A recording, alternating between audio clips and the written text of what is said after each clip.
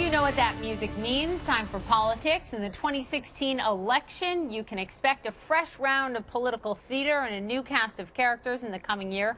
34 Senate seats will be up for grabs on Election Day. All 435 seats in the House of Representatives will be on the line. And in the race for the White House, less than 40 days remain before the first voters speak out in the all-important Iowa caucuses. CNN senior political analyst David Gergen with me now. He served as presidential advisor to 4 presidents. And as we head into the new year, I would love your take, David, on what you think, what role you think President Obama will play in the 2016 campaign. Do you think he serves as an easy GOP target, or does he help Hillary Clinton if she makes it to the general? It's good to see you again, Poppy. If you look at the overall numbers, you would have to say that President Obama currently would be a drag on Hillary Clinton.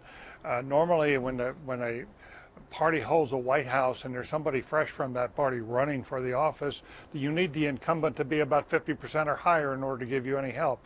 And President Obama's been mired in the mid-40s for a long time now.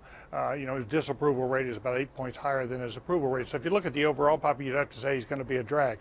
But the Obama team is very smart in how they use him. They will be able to take him into certain states where he can rally the faithful, because there is a question of whether there's going to be this enthusiasm gap for Hillary Clinton. Will she have people coming out and vote? He can rally people. He can rally the young. He can rally minorities and help get those numbers up. He is a superb fundraiser, as we all know, and he has so much at stake in this election personally. His whole legacy is on the line. So you have to believe he's going to throw his heart and soul into this, because if she loses, Obamacare is in trouble, the Iran agreement is in trouble, the climate efforts are in trouble. You can look down the line. There are a lot of things that would change. That's what Republicans want to do. That's what they're pledging to do.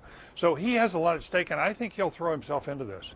Do you think that there, David, is a lesson to be learned from? I mean, you worked in the Clinton White House, so a la sort of Gore back in terms of separating himself from then President Clinton amid all the scandal, et cetera, and then criticism afterwards that actually hurt him. Is there a lesson in that for Hillary Clinton?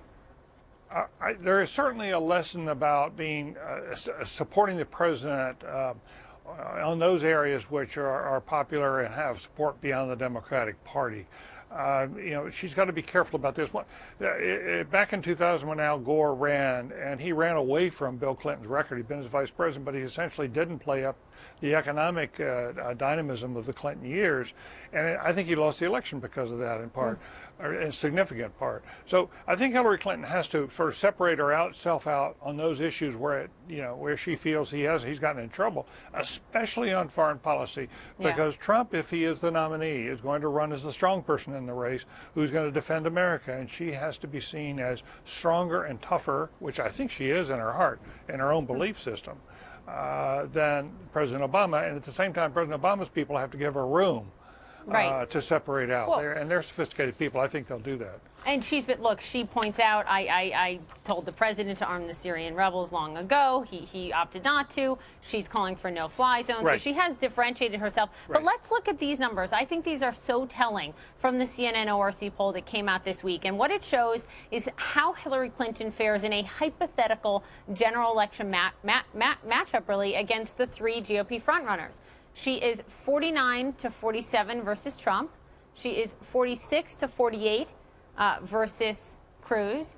And Rubio, she is at 49%. So she's actually not ahead of Rubio or ahead of Cruz.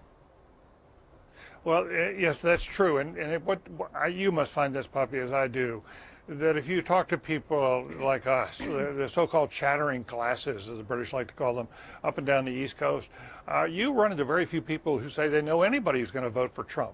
And I think that really illustrates how much of a gap there is between a lot of us in the chattering class and the forces behind Trump. I don't think we understand them as well as we should.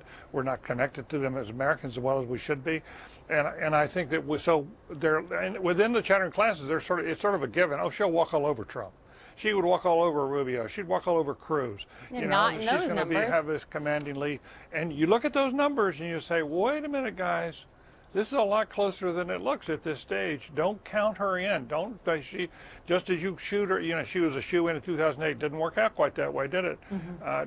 Don't count this. Don't count your blessings here too early. Yeah, sage advice from someone who's given it to a lot of former presidents. David Gergen, thank you. David will be with us a little bit more later this hour.